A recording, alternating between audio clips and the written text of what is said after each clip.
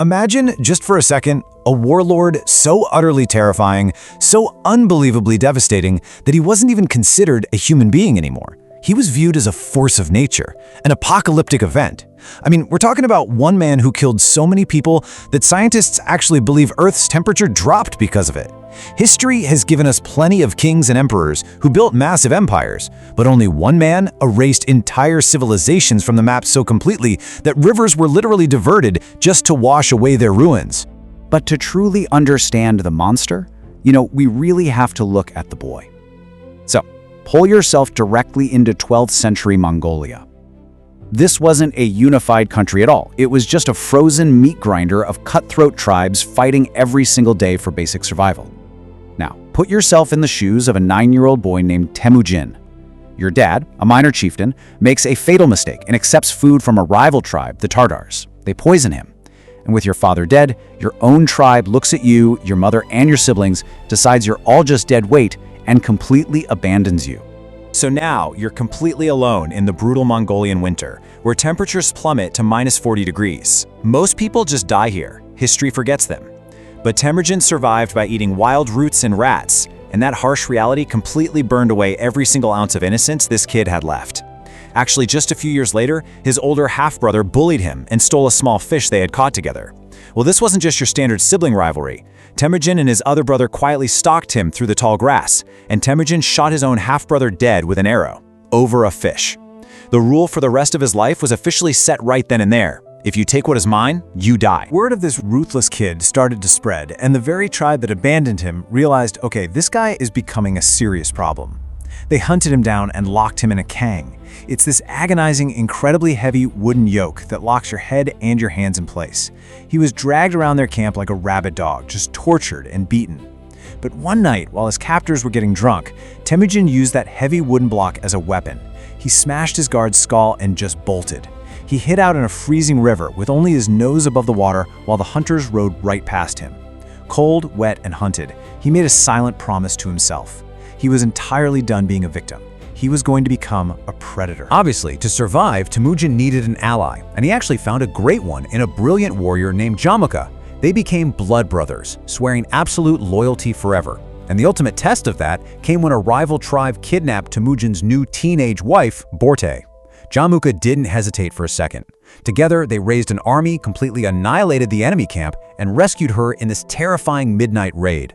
But in the aftermath of that victory, this massive, dangerous ideological rift opened up between the two friends. Jamukha believed in the old ways, aristocracy and noble bloodlines. Temujin, though, he believed in pure meritocracy and loyalty. He didn't care if you were a peasant or a slave. If you fought well, you were a general. Outcasts started flocking to Temujin, which totally drained Jamukha's forces. A civil war between these blood brothers became absolutely inevitable. In 1187, the tension finally snapped. They met on the battlefield, and it was just a total bloodbath. And Temujin lost. He was completely crushed, and Jamukha took dozens of his generals prisoner. Now, to send a psychotic message to anyone who dared follow his former friend, Jamukha did something unthinkable. He set up 70 massive iron cauldrons, lit fires beneath them, and boiled Temujin's captured generals alive. It was this horrific act of psychological warfare, meant to just terrify the peasants into submission. But it spectacularly backfired. The people were so disgusted by Jamukha's tyranny that instead of fleeing in fear, even more tribes started flocking to Temujin. You see, for Temujin, loyalty was the only currency that actually mattered. He steadily rebuilt his massive coalition, and eventually he utterly destroyed the Tatars, the very tribe that poisoned his father. His revenge? He executed every single Tatar man who was taller than the linchpin of a wagon wheel. And when he finally cornered Jamukha, Jamukha's own generals actually betrayed him. They tied him up and handed him over to Temujin, expecting a big reward. Temujin executed those betraying generals on the spot. You simply do not betray your leader. He offered his old friend Jamukha forgiveness, but Jamukha refused. He asked only for a noble, bloodless death, so Temujin granted it, having his old friend's back broken. And with that, absolutely no one was left to challenge him. So, in the year 1206, a massive council of the tribes was called. Tens of thousands of nomadic warriors, guys who had spent centuries just relentlessly slaughtering each other, all bowed down before one man. They gave him a brand new title, Genghis Khan, the universal ruler. Now, before we look at the apocalyptic war machine he's about to unleash on the world, take a quick second to hit that like button and subscribe to join our ranks. Seriously, you will not want to miss what happens next. Alright, so this exact moment completely shatters that whole pop culture myth of the Mongols as just some disorganized horde of screaming barbarians. Genghis Khan actually engineered a hyper-advanced, fiercely disciplined tactical machine.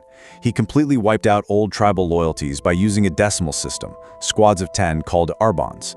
If one man in your squad ran away in battle, all 10 of you died, and their gear? Completely revolutionary. They wore tightly woven silk shirts under their heavy leather armor. Why? Well, if an arrow struck them, it wouldn't easily puncture the silk. It pushed the silk into the wound, acting basically like 13th century Kevlar. A medic could just gently pull the silk out to safely remove the arrowhead without tearing the flesh. And then, of course, there was the weapon itself. The Mongol compound bow featured a terrifying 160-pound draw weight. That is enough force to pierce armor from 300 yards away. But here is the truly lethal part. A Mongol warrior was trained from childhood to release his arrow at the exact millisecond that all 4 of his galloping horse's hooves were airborne. This meant 0 vibration from the ground and absolute, devastating accuracy. When you combine that firepower with the Yam, which was this massive Pony Express network covering 200 miles a day for communication, this entire army was a logistical masterpiece. By 1218, Genghis Khan actually just wanted peaceful trade with the incredibly wealthy Khwarezmian Empire over to the west. He sent a peaceful caravan of 500 merchants. But the local, highly arrogant Khwarezmian governor slaughtered every single one of them and stole their goods. Unbelievably, Genghis Khan tried diplomacy first. He sent 3 ambassadors directly to the Shah to sort it out. And the Shah's response? He shaved the beards off the 2 Mongol ambassadors and beheaded the Muslim one, sending his head back in a box. Put yourself in the Shah's shoes for just a second. You have just deeply, unforgivably insulted the most ruthless tactical genius on the planet. Would you be preparing for some light border skirmishes right now, or total annihilation? Because what followed wasn't just a war, it was an absolute deletion. Genghis Khan stopped his entire campaign in China, turned his whole massive empire around and mobilized an estimated 100,000 cavalrymen. After a chilling 3-day prayer to the eternal blue sky, he basically unleashed hell on earth. The Shah felt pretty safe behind the impassable Kizilkum desert, but Genghis Khan didn't really care about the word impossible. His forces miraculously crossed that very desert, appearing like ghosts out of thin air directly behind enemy lines. When they finally reached Otrar, the city where those merchants were slaughtered, they absolutely dismantled it. They captured the greedy governor who started the whole mess, and in this incredibly gruesome, almost poetic execution, Genghis Khan ordered molten silver to be poured directly into the governor's eyes and ears.